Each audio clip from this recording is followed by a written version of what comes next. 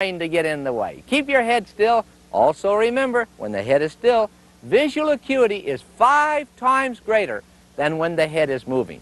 That's why Chris Everett's uncle said he's never seen a great player who could hit a good shot with the head moving. The best players, the best athletes, football, baseball, tennis, always achieve better performances when they have a still head.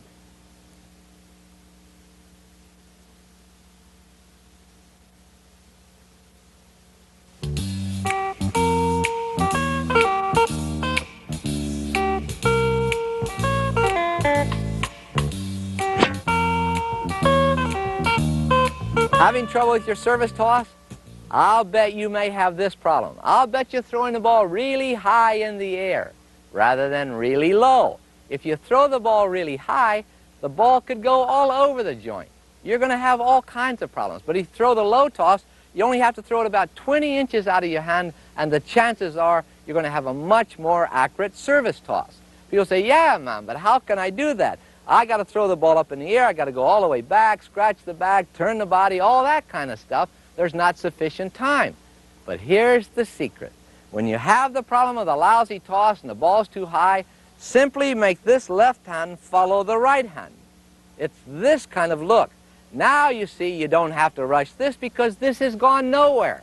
But when you look like the trophy, you have to throw the ball up and you have to calculate gravity. Think about it this way. If you throw the ball up 2 full seconds ahead of this swing, you'll have to throw the ball almost 48 feet in the air, which means people typing in a high office building should be able to see your toss. But when this hand follows this hand, nothing has to be rushed. Watch, I'll only throw the ball 20 inches out of my hand. And look how much time I have. It is really fun, and it's rhythmical. Think about it. A low toss, you could hit the ball here, here, here, here at the peak, and now on the way back down, and you're still in an acceptable hitting zone. But when the ball is thrown high, it's dropping through at the rate of gravity. So that's why it's so difficult to throw a high ball and hit it in the same place. But you know, Kevin Curran aced Jimmy Connors one year at Wimbledon over 30 times, and he only throws the ball to the peak of the reach. Roscoe Tanner, 140-mile-an-hour serve, famous for the big bomb. He throws the ball only the peak of his reach. Remember, a low toss will give you up to 10 times more hitting time if the two hands go up together. And a good trick for you is to put a ball in the right hand, let that serve as the serving hand, and the ball in your left hand. Make the two balls follow each other. And don't release the left hand early. Bring them up together, continue up, and you will see that if you take that system and hit the ball with the second ball, you won't even have to rush it if you have an 8-inch toss. It is a great drill. It'll help you with rhythm, and it'll help you learn to release the ball on a little arc. And again, up to 10 times more hitting time, like Roscoe Tanner.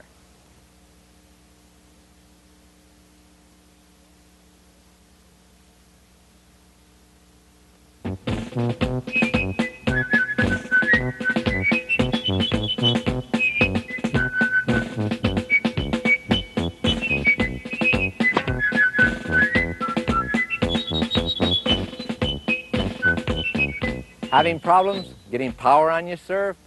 You might think about this. Most people think power comes from having a real strong wrist snap. But that's not it. Power really comes from a forearm snap. So you need a loose elbow to go with a loose wrist.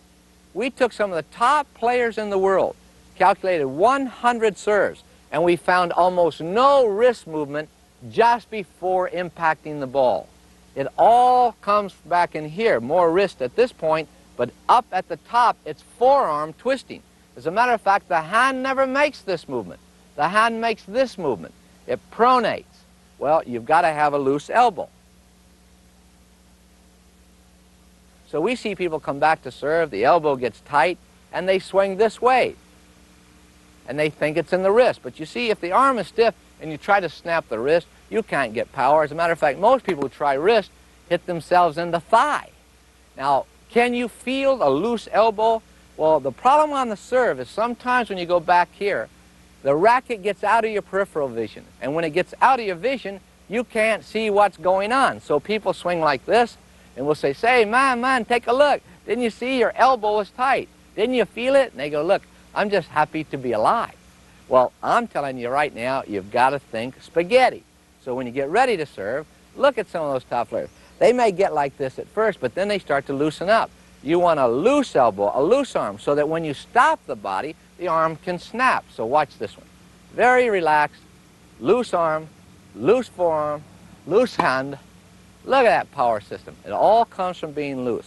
So don't think about the wrist, think about the forearm. Go spaghetti.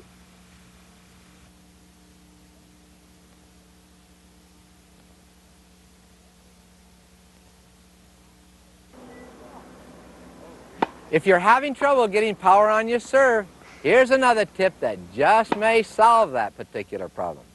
It may not be in the racket hand, it may be in the throwing hand. If you take a look at the top players when they serve, the throwing hand goes up and it comes right back into the body. Gee, that's a strange look, you say. Well, I learned to come down the left side of my body and do this kind of thing. But the top players finish there, but it moves so quickly that sometimes you don't see what happens just before the ball is impacted. The next time you see a slow motion replay, take a look at this. And you'll see the hand come against the body, it momentarily breaks the shoulder and turns the forearm into a whip, and it gives you this look. And you can hit it really hard. So don't let the left hand come in this way, don't let the shoulder fall down.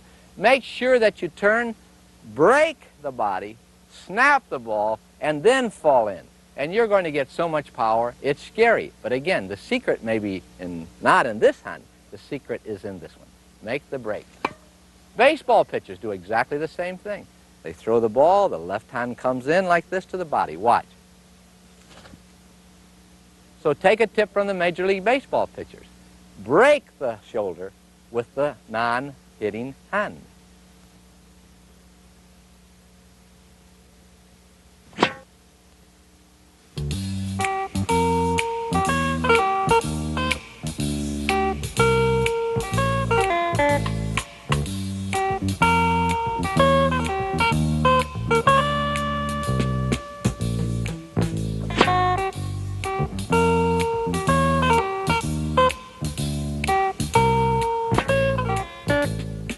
Most people like to slug the first serve as hard as they can hit it. You know why?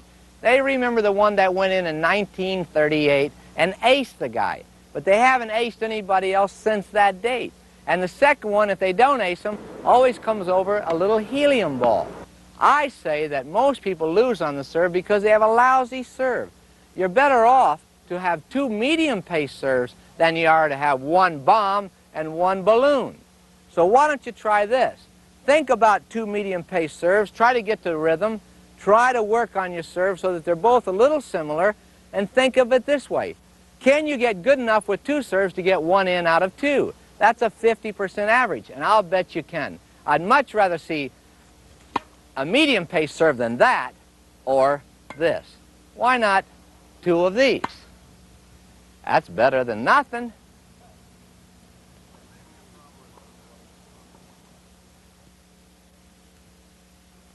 Is equipment your problem? I'll bet not. You know what most people think? They think it's the racket or the strings. The problem is most people hit the ball with the racket pointed incorrectly. And you'll see people, they can't handle that. They hit the ball out and they go, I don't know about graphite. That's not your problem. The problem is the way you had the racket pointed. So don't blame the equipment because the racket manufacturers today are putting out fantastic equipment. When you swing at a ball like this, you can't say to somebody, what should I use, gut or nylon?